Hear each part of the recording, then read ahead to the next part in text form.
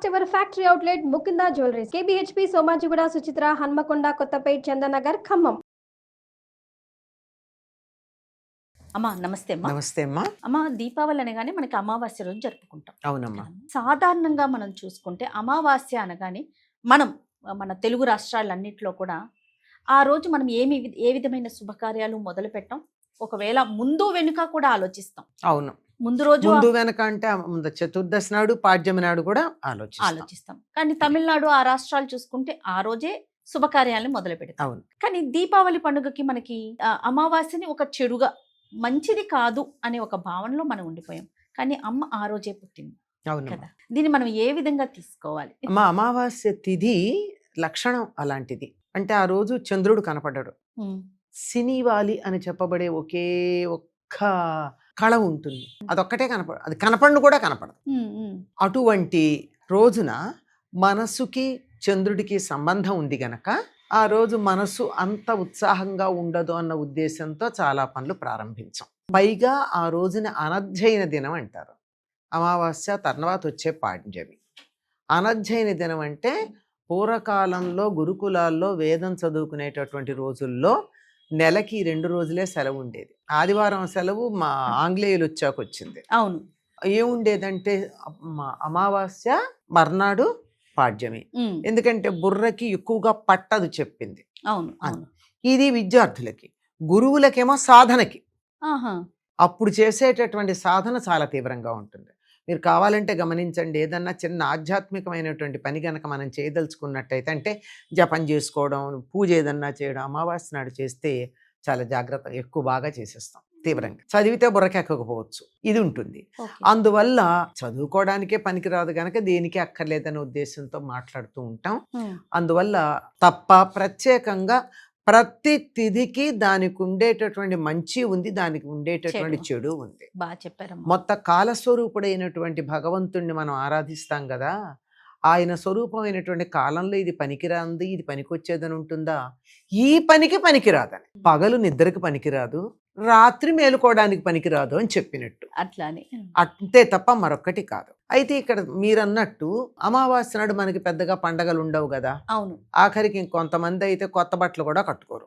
అందుకే చతుర్దశి నాడు కట్టేసుకుంటారు, నరక చతుర్దశి నాడు మన వాళ్ళు. అది అలా కదా. అంటే పితృదేవతారాధనకి మనం ఆ రోజుని వినియోగిస్తాం గనక పండగలకి పనికిరాదు అని చాలా మంది ఉద్దేశం.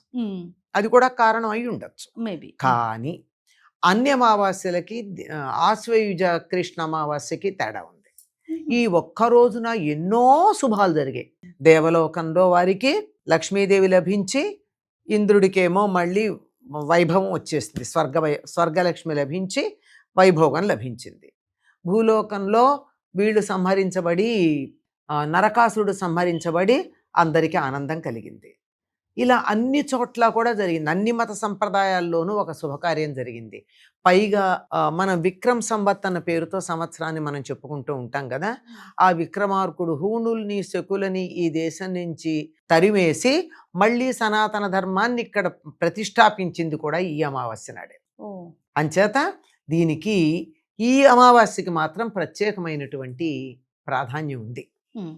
ఎందుకు అంటే ఎందుకుంది అని కూడా మళ్ళీ అడగచ్చు. ఎందుకంటే అన్ని లోకాల లక్ష్మిని ప్రసాదించే లక్ష్మీదేవి ఆ రోజు ఆవిర్భవించింది గనక ఈ అమావాస్య మాత్రం చాలా శుభప్రదమైనది, మేలైనది అని చెప్పచ్చు. శుభకార్యాలను మొదలు పెట్టుకోవటానికి కానీ దేనికైనానమ్మా. ఇప్పుడు వ్యాపారస్తులు కొత్త పుస్తకాలు ఎప్పుడు మొదలు పెడుతున్నారమ్మా? దస్తీలు రాసుకుంటారు కదా, ఈ రోజే కదమ్మా. పాత లెడ్జర్ బుక్స్ పక్కన పెట్టేసి కొత్త చిట్టా వర్జాలు మొదలు పెట్టేది ఈ రోజే కదా. మరి అయితే వాళ్ళ వ్యాపారాలు బాగా సాగట్లేదా? అభివృద్ధి కోసమే కదా. అది మరి అద్భుతంగా సాగుతున్నాయి కనుకే మళ్ళీ మళ్ళీ చేస్తున్నారు, లేకపోతే ఎప్పుడు మానేసేవారు. అవును. ఇది ప్రాంతీయమైనటువంటి విశ్వాసం. ఎట్లా వస్తుందంటే, చెప్పాను కదా, ఇది అనధ్యయన దినం కనుక దేనికి పనికిరాదని అనుకోవడం, ఇట్లాంటివి. ఒకదానికోసం అనుకున్నటువంటిది మరొక దానికి మనం అనుకుంటూ ఉంటాము. అది ప్రాంతీయ విశ్వాసాల మీద ఆధారపడింది, జ్యోతిష్ శాస్త్రానికి సంబంధించింది కాదు, కాలం లక్షణానికి సంబంధించింది కాదు. కానీ ఇంకొక అంటే సందర్భం కాదు, కానీ ఇంకొక నానుడు కూడా ఉందమ్మా. ఈ రోజు కనీసం క్షవరం చేయించుకోకూడదని, తర్వాత మగపిల్లవాడు పుడితే వాడు అయితే అద్భుతమైన వ్యక్తిగా, లేకపోతే దొంగగా మారతాడని. అయితే సన్యాసి లేకపోతే దొంగ. ఆహా, అది ఓకే. ఆడపిల్ల పుడితే మాత్రం ఆడపిల్ల పెడితే మహాలక్ష్మి. మహాలక్ష్మి అని ఉమ్. ఇలాంటి మాటలు కూడా వింటాం ఉన్నారమ్మా. కదా.